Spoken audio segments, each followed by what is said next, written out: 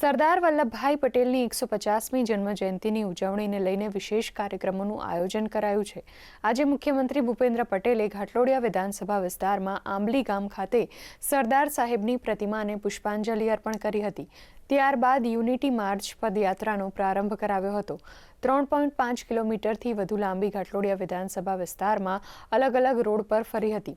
એકતા અને સામાજિક જાગૃતિના સંદેશ સાથે વિવિધ પ્રવૃત્તિઓના ભાગરૂપે તમામ વિધાનસભામાં દરરોજ યુનિટી માર્ચનું આયોજન કરવામાં આવે છે। સરદાર સાહેબના એકતાના કાર્યો અને વડાપ્રધાનશ્રીએ આપેલા એકતાના મંત્રને જન જન સુધી પહોંચાડવા વિધાનસભા વાઇઝ યુનિટી માર્ચ એટલે કે પદયાત્રા યોજી રહ્યા છીએ।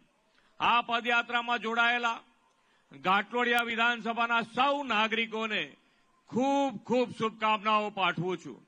આપણા વડાપ્રધાન શ્રી નરેન્દ્રભાઈએ વિશ્વની સૌથી ઊંચી પ્રતિમા સ્ટેચ્યુ ઓફ યુનિટીના નિર્માણ દ્વારા લોહ પુરુષ સરદાર સાહેબને શ્રેષ્ઠ અંજલિ આપી છે। સરદાર સાહેબની આ પ્રતિમા વિશ્વભરમાં ભારતના સામર્થ્ય અને ગૌરવવંતા ઇતિહાસનું જીવંત પ્રતીક છે।